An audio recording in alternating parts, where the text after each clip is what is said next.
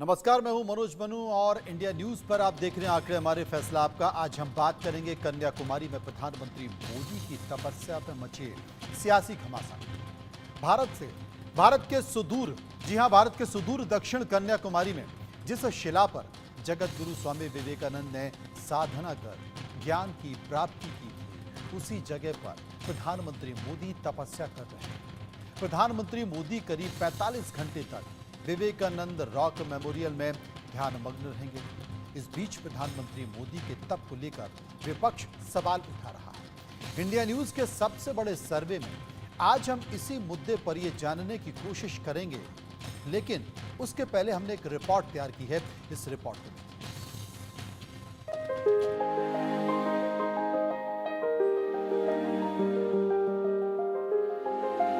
यह है कन्याकुमारी का वो दिव्य स्थान जहां जगत गुरु स्वामी विवेकानंद ने साधना की थी। इसी जगह पर स्वामी जी को ज्ञान की प्राप्ति हुई थी और अब इसी जगह पर प्रधानमंत्री मोदी साधना कर रहे हैं। कन्याकुमारी की विवेकानंद शिला पर प्रधानमंत्री ध्यानमग्न हैं। पीएम मोदी शनिवार यानी फाइनल वोटिंग के दिन तक ध्यान में रहेंगे। इन 45 घंटों में उनका आहार केवल नारियल पानी, अंगूर का रस समेत अन्य तरल पदार्थ होगा। इस दौरान पीएम मोदी ध्यान कक्ष से बाहर नहीं निकलेंगे और मौन रहेंगे।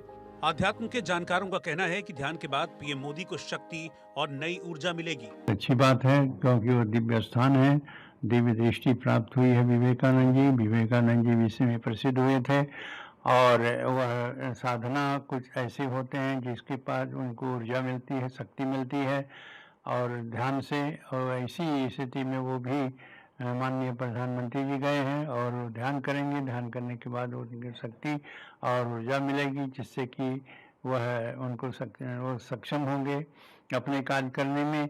इसमें चुनाव का माहौल है, चुनाव समाप्त होने वाला है, 1 तारीख को समाप्त हो जाएगा। और साथ ही साथ वो जो गए हैं वो अपनी शक्ति के लिए, यह नहीं है कि उसके कारण वहाँ का आचार संहिता का उल्लंघन है। चुनावी शोर थमने के बाद जहां पीएम मोदी भक्ति योग में रमे हुए हैं, वहीं पीएम मोदी की तपस्या और साधना को विपक्ष सियासी चश्मे से देख रहा है। विपक्ष ने इसे दिखावा करार दिया। नहीं, इलेक्शन कमीशन ये नहीं बोलना चाहिए, क्योंकि अभी कोड ऑफ कंडक्ट लागू है जब तक रिजल्ट नहीं होते। और अब कैसा हो, लागू कैसा नहीं होता। 10,000 लोग वहां पर पुलिस है, ऑफिसर्स है, कार्स है, हेलीकॉप्टर्स है, सब चीजों का इस्तेमाल हो रहा है। वो क्यों नहीं करते? और कोड ऑफ कंडक्ट सिर्फ हमको ये है, हमको छोटे छोटे भाषण करने को नहीं देते। और हमको खुद बोलते हैं कि वो कांग्रेस वाले ये बात नहीं बोलना चाहिए, वो बात। वो खुद ही डिवीजन की बात करते हैं, खुद ही हिंदू मुसलमान की बात करते हैं, खुद ही मंगलसूत्र की बात करते हैं, खुद ही डिवीजन करके लोगों को कहते हैं देखो तुम्हारा पूरी संपत्ति वो दूसरों को देना चाहते हैं। ये सब silly things what prime minister speaks. वो ध्यान कर रहे हैं, 45 घंटे का उनका ध्यान है, और जिस पर विपक्ष के लोगों को बवेला मचाने की जरूरत नहीं है। आप अपना काम कीजिए। आपको जाना है किसी मजार पे, आपको किसी मंदिर में जाना हो, कहीं और जाना हो, आप जाइए, आप प्रार्थना कीजिए, दुआ कीजिए। प्रधानमंत्री तो ध्यान कर रहे हैं, आपको क्या एतराज हो जा रहा है? प्रधानमंत्री पर ज्यादा ध्यान है। प्रधानमंत्री हर काम इनसे पूछ के करेंगे। जो जिस पूजा पद्धति को मानते हैं, सनातन धर्म पे चलते हैं और अपनी पूजा पद्धति के हिसाब से और आध्यात्म के हिसाब से वो ध्यान करते हैं, इस पर भी एतराज हो रहा है। ये ताज्जुब का विषय है। विवेकानंद रॉक मेमोरियल भारत के सबसे दक्षिणी सिरे कन्याकुमारी में एक स्मारक है, जो समंदर के तट से लगभग 500 मीटर दूर स्थित 2 चट्टानों में से एक पर स्थित है। सुकून देने वाली समंदर की हवाएं और नाचती लहरों के बीच यह चट्टान बेहद खूबसूरत और रहस्यमय है। Bureau report, India news.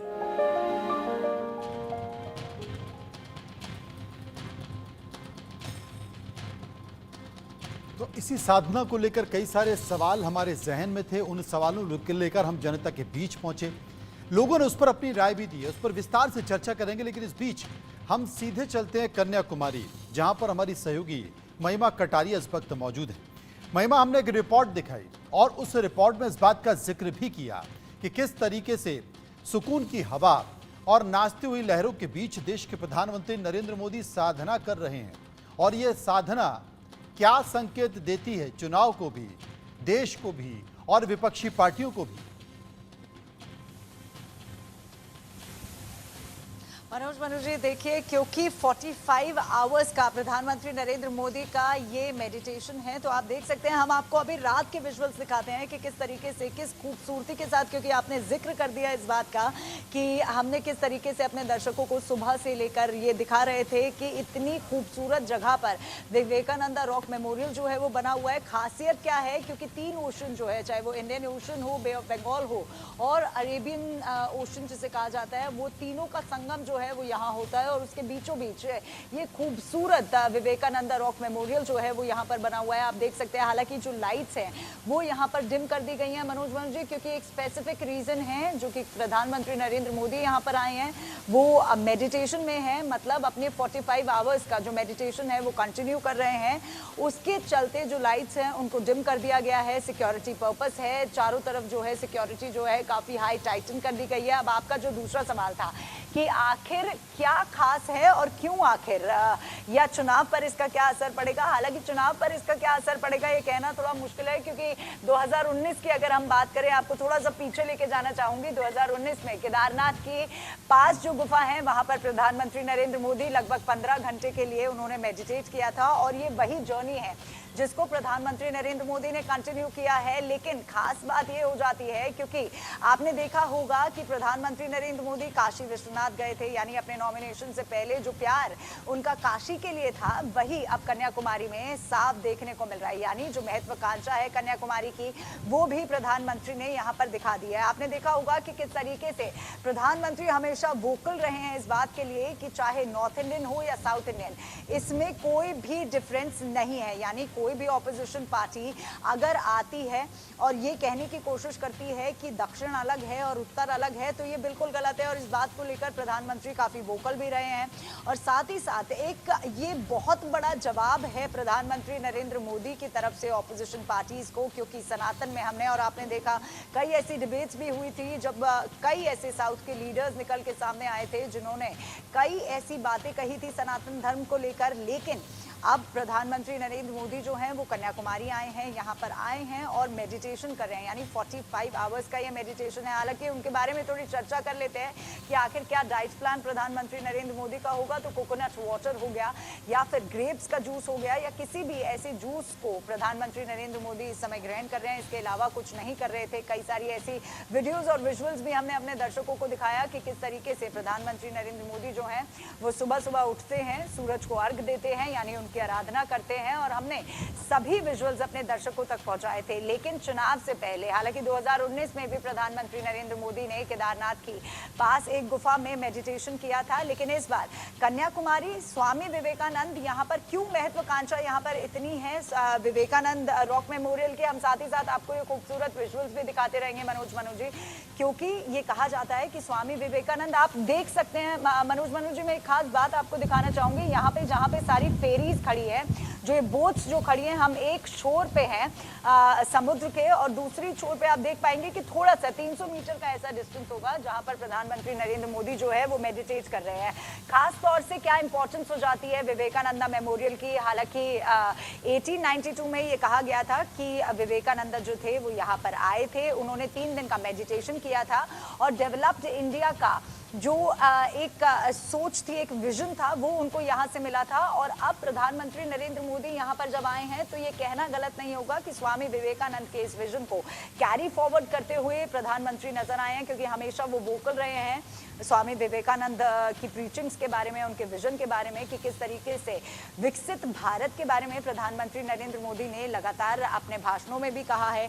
24/7 for 2047, ये जो नारा प्रधानमंत्री नरेंद्र मोदी ने दिया था, ये देखिए इससे कोई पीछे नहीं हट सकता। विकसित भारत के बारे में प्रधानमंत्री लगातार बात करते आए हैं और साथ ही साथ कि किस तरीके से थर्ड लार्जेस्ट इकोनॉमी अब भारत को बनाना है। तो इन सभी मुद्दों को लेते हुए और ये बात ना भूलते हुए कि स्वामी विवेकानंद ने भी विकसित भारत के बारे में यहीं से अटेनमेंट ली थी, एनलाइटमेंट ली थी, तो ये एक मुख्य कारण हो गया। और दूसरा जो कारण है और खासियत है यहाँ पर, ये कहा जाता है कि कन्याकुमारी यानी जो गॉडेस पार्वती हैं उन्होंने एक पैर पर खड़े होके भगवान शिव के लिए तप किया था और उनके पैरों के जो निशान हैं वो अभी जिस मेडिटेशन हॉल में प्रधानमंत्री नरेंद्र मोदी हैं उसी के पास जो है उनके पैरों के निशान हैं, तो वो भी एक पूजनीय है। और ये इसको भी अगर आप स्वामी विवेकानंद से मनोज जी लिंक करते हैं तो अगर हम थोड़ा सा पीछे जाते हैं तो तब जब स्वामी विवेकानंद थे तो उनके गुरु ने यही बात उनको कही थी कि किस तरीके से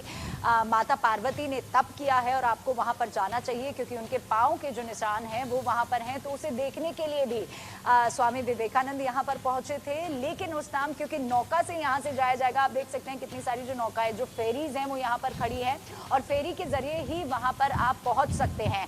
तो वहां पर उस रॉक तक जाने के लिए उनके पास पैसे नहीं थे, तो ये कहा जाता है कि वो तैर कर इस पूरे छोर को पार करके वहां तक पहुंचे थे और उसके बाद बिना किसी जीव जंतु से डरते हुए उन्होंने वहाँ पर 3 दिन की साधना की थी, यानी मेडिटेशन की थी। और मेडिटेशन करने के बाद एक विकसित भारत का जो स्वप्न था, जो विजन था, उनको यहाँ से मिला था।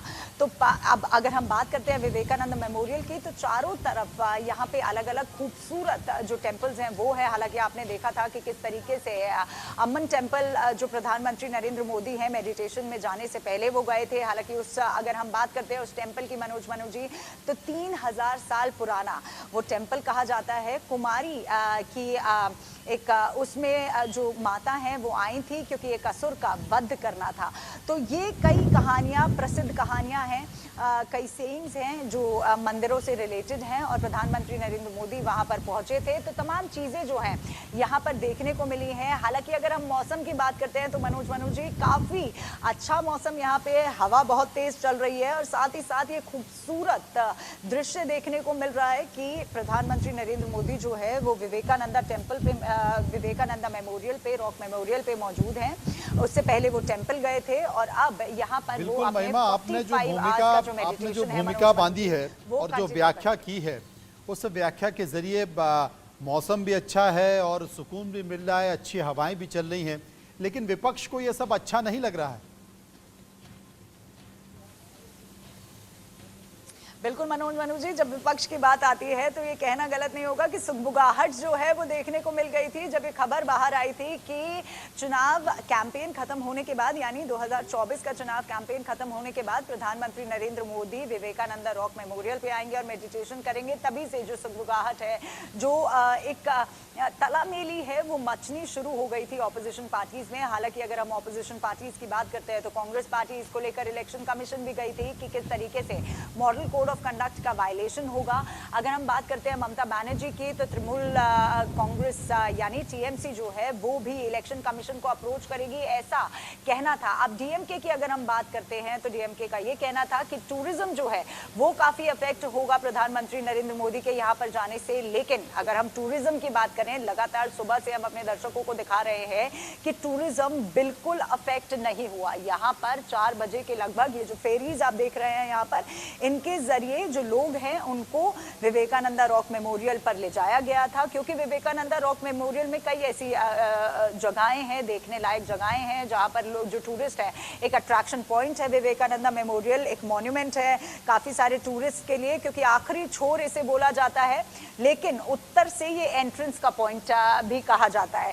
तो यहाँ पर डीएमके को लगता था कि टूरिज्म कहीं ना कहीं अफेक्ट होगा, लेकिन सुबह से हमने देखा कि किस तरीके से लगभग 4 बजे तक लोगों को विवेकानंदा मेमोरियल में जाने की परमिशन थी, सिर्फ उस कक्ष में जिस कक्ष में प्रधानमंत्री नरेंद्र मोदी मेडिटेट कर रहे हैं, ध्यान मग्न हैं, उस कक्ष में जाने की अनुमति नहीं थी। बाकी चारों तरफ वहां पर जाने दिया गया था। तो कहीं ना कहीं एक करारा जवाब तो डीएमके पार्टी को मिल जाता है, लेकिन कहीं ना कहीं विचलित जरूर नजर आई मनोज जी। बिल्कुल विपक्ष विचलित नजर आ रहा है और विपक्ष का ये कहना है कि ये वोटरों को प्रभावित करने की एक ट्रिक है जिसका इस्तेमाल देश के प्रधानमंत्री नरेंद्र मोदी कर रहे हैं। आप नजर बनाए रखें, सुरक्षा पर भी नजर बनाए रहें और वहाँ जो अच्छा मौसम है, बढ़िया हवा चल रही है उसका आनंद भी ले, क्योंकि दिल्ली का तापमान तो आपको पता ही है, कम से कम उस तापमान से आप दूर हैं। बहुत बहुत शुक्रिया आपका। आगे बढ़ लेते हैं और बात कर लेते हैं अपने सर्वे की।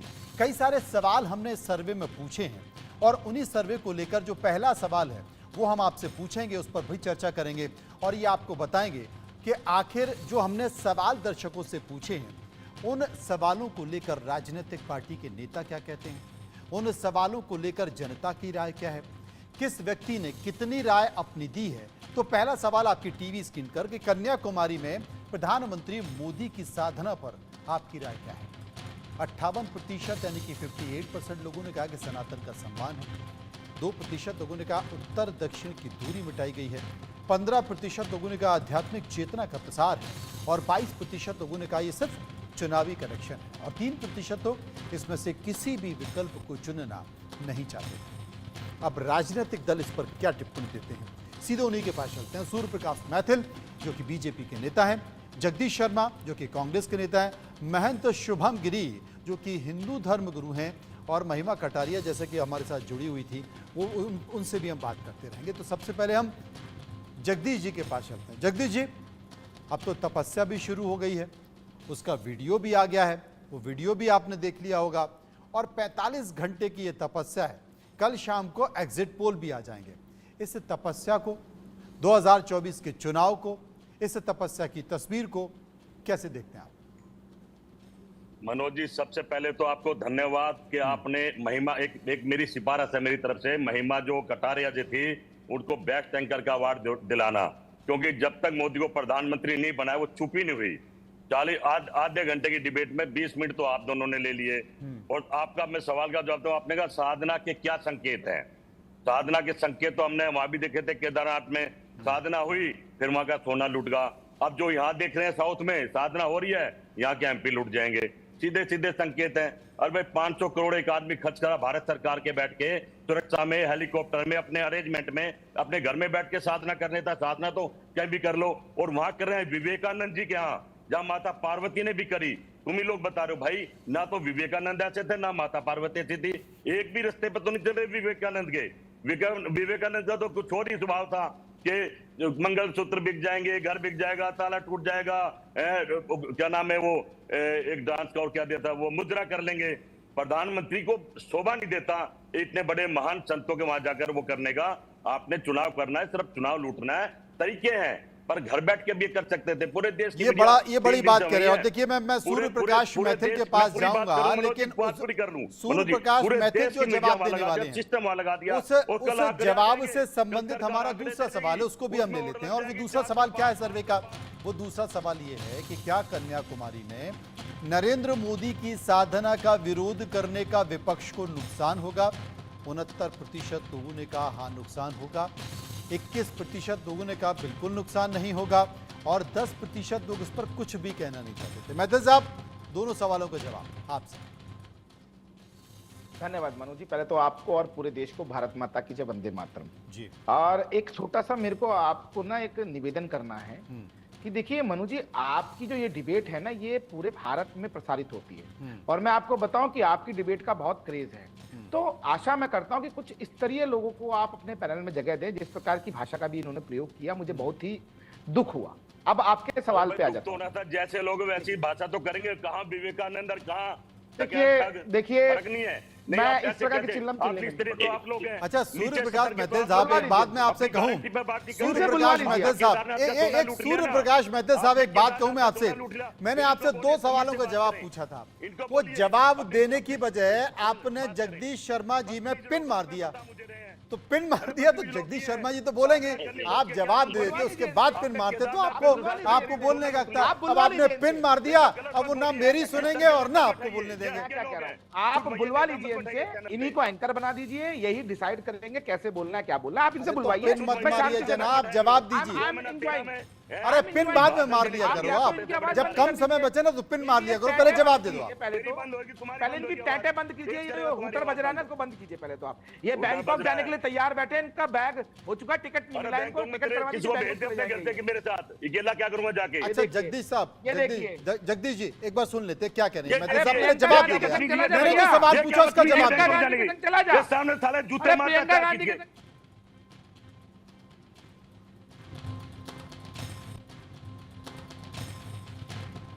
अच्छा चलिए मैं सर्वे का तीसरा सवाल ले लेता हूं। सर्वे का तीसरा सवाल क्या है? आप दोनों ठंड रखिए, थोड़ा सा आराम से बैठिए।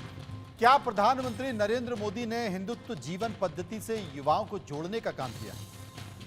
84% लोगों ने कहा हाँ किया है, 15% लोगों ने कहा नहीं किया, और 1% लोग ऐसे थे जो इस मामले पर कुछ भी कहना नहीं चाहते थे।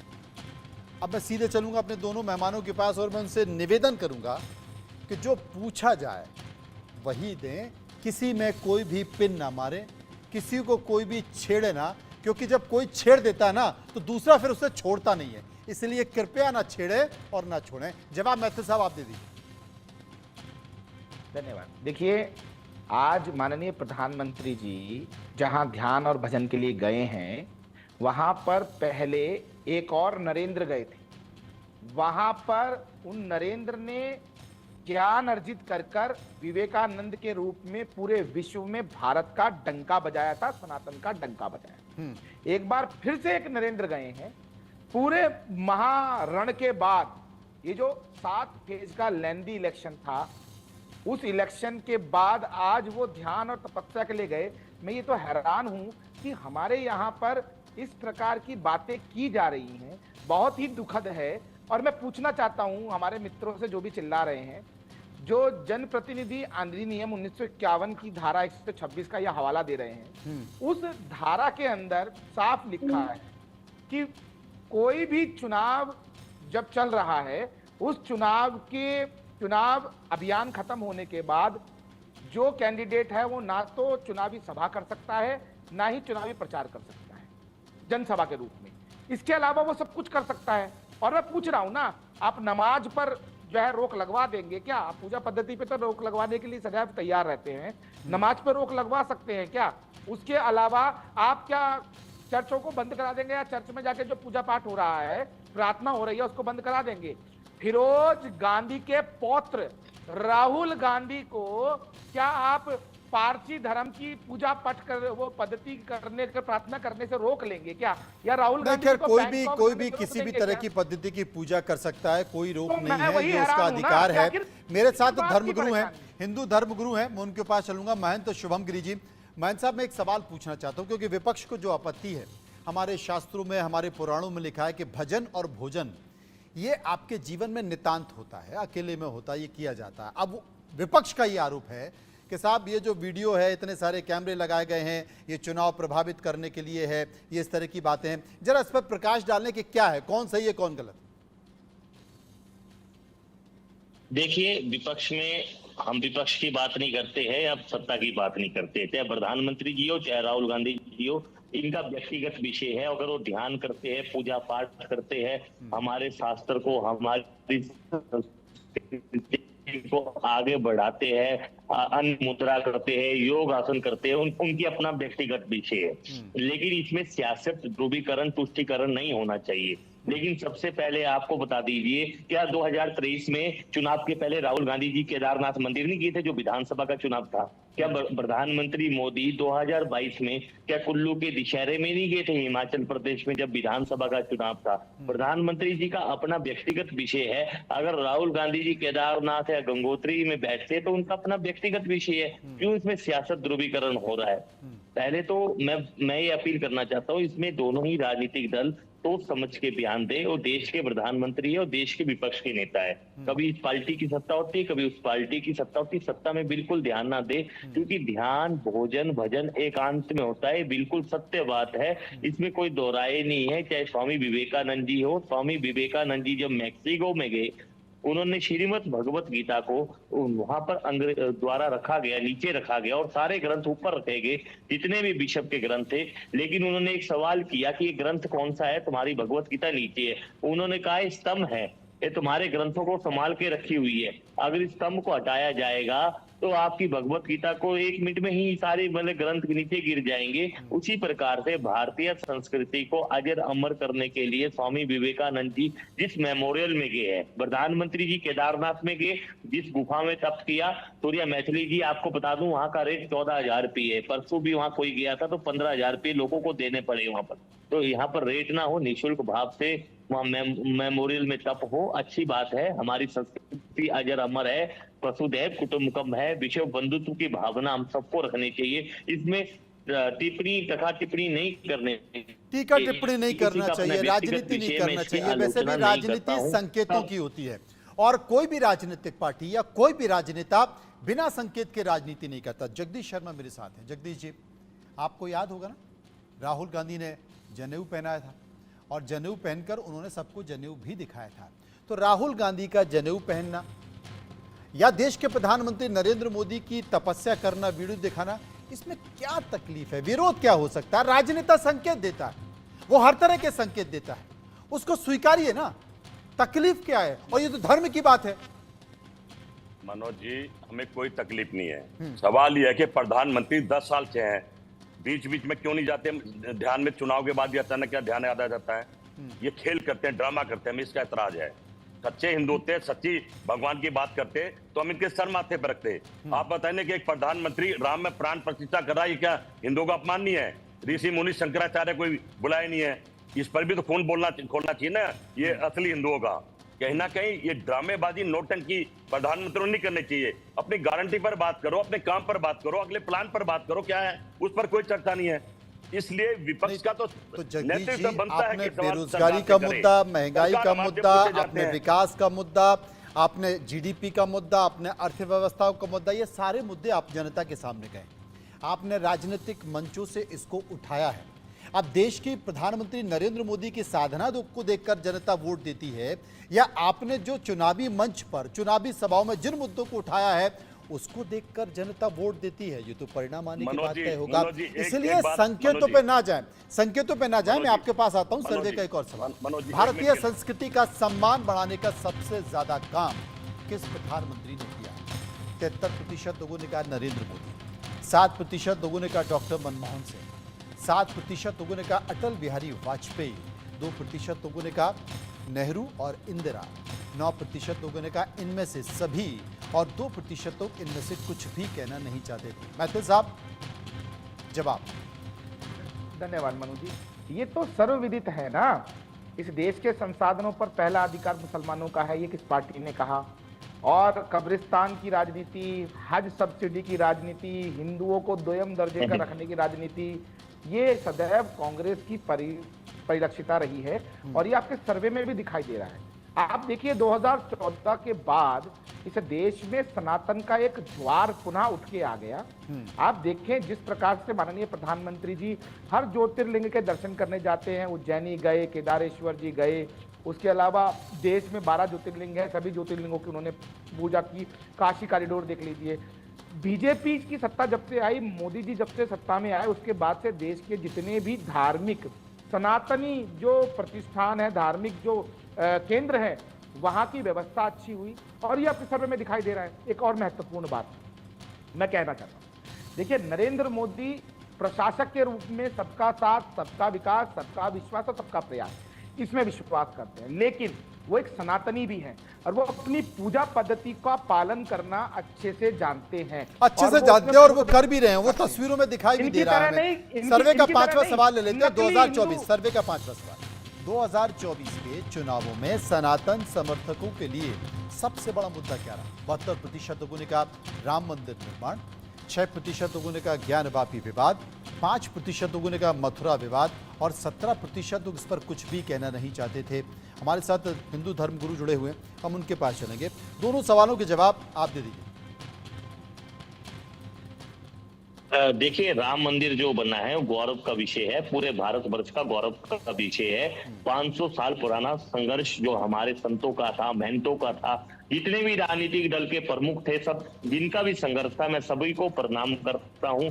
क्या स्वामी करपात्री जी महाराज जी का इसमें योगदान नहीं था? सभी का योगदान था, तो उनको प्रणाम करता हूँ। और स्वामी वामदेव जी का योगदान था। सूर्या मैथिली जी को पता है कि क्या स्वामी वामदेव जी को भारतीय जनता पार्टी ने भारत रत्न से सम्मानित किया, क्योंकि स्वामी वामदेव जी नहीं होते तो इनकी 2 सीटों से 85 से आज भरपूर सत्ता में है। मुझे याद है जगत गुरु ब्रह्मलीन स्वामी ज्योतिष पीठाधीश्वर उमाधव आश्रम जी ने प्रधानमंत्री जी को एक सभा में गुजरात में आशीर्वाद दिया था कि आप इस देश का गौरव होंगे, इस देश के प्रधानमंत्री होंगे। तो लेकिन चलिए उस विषय को छोड़िए। और दूसरा जो विषय है, ज्ञानवापी का भी जो मसला था वो बहुत अच्छा मसला रहा। जो व्यास तहखाना था वहां पर पूजा भी हुई, और जो आपका मसला इस बात का आ गया कि आगे जो मसला आया कि मथुरा का, उसका भी कोर्ट के ऊपर हुआ है, वो भी फैसला जल्दी आएगा, बहुत अच्छा फैसला आएगा और सभी जगदीश का शर्मा जी, स्वागत जवाब। करना चाहिए, क्योंकि सनातन का गौरव विश्व में बढ़े। मनोज भाई, हमें मोदी के तब से कोई परेशानी नहीं। समस्या के भारत के गृह मंत्री अपनी चुनाव रैली में बोल रहे हैं कि साउथ में बहुत बड़ा दल बनेगा। दल है, एक भी वोट नहीं है। ये वहां बैठ के देश को गुमराह करना चाहते हैं कि ऐसा माहौल बना रहे हैं कि देश की जनता सोचे समझे कि प्रधानमंत्री ने 3 दिन तपस्या करी तो उन्हें बड़ा बहुमत और समर्थन मिल गया। कहीं ना कहीं मिल रहा है देश क्या? को लूटने की तैयारी अच्छा, चल आप रही है, बताइए, मिल रहा है को क्या? लूटने की तैयारी चल रही है। जगदीश चुनाव शर्मा तय जी, कर आप लिया इन बताइए, लोगों ने। वाकई समर्थन बड़ा मिल रहा है क्या? कहीं नहीं मिल रहा है, पर ये उनसे एक माहौल बना रहे हैं। कल के बाद आंकड़े आने, इनके दिए हुए वो एग्जिट पोल के आंकड़े सुने, पूरा देश इनको सर पे उठा लेगा, पूरी मीडिया सर पे उठा लेगी। कोई 500 पार, कोई 600 पार, कोई 400 पार, होड़ लग जाएगी। और जमीन पर इनका सुपड़ा साफ है। चुनाव था जनता वर्सेस मोदी, जनता रो रही है, त्राही मान कर रही है, और ये फिर 400 पार की बात कर रहे हैं। और मैं तो दावे से कह रहा हूं, चुनाव इन्होंने लूट लिया है, हैक कर लिया है।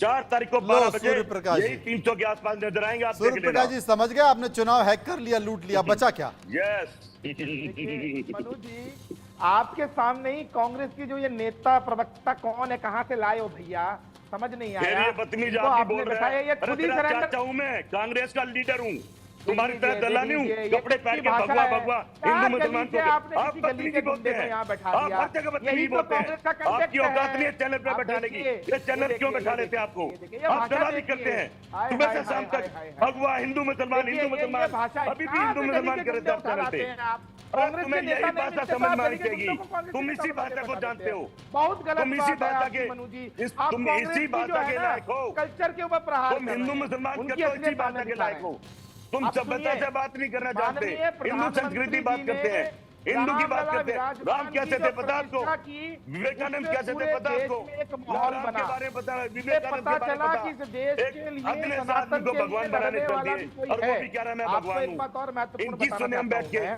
तुम्हें अरे सुननी भैया पड़ेगी सुनो ना, देश ये के सामने, भौंकू बंद देश के कराइए लोगों ना। की। ये गली के गुंडे को वो बोलिए ना, मैं डर गया। तुम्हें सुनना पड़ेगा, तुम चुप हो जाओ, तुम्हारा समय चुप रहने का है। ये पकड़ा के, ये जनता बौखला सवाल के पूछेगी, पिस्तौल ना दिखा देंगे। जनता सवाल पूछेगी, ये पिस्तौल जवाब ना नहीं है दिखाने तो का भी बस हार रहे हैं। ये हिंदू ये हारेंगे मुसलमान तो ले क्या लिया। होगा? अरे 4 जवाब तारीख नहीं को तो जब रिजल्ट आप आएंगे बताओ तो ना, क्या होगा? महंगाई कम होगी, डीजल पेट्रोल तो सस्ता बौखला गए हैं होगा, आप। जवान को नौकरी मिलेगी, किसान खुशहाल होगा।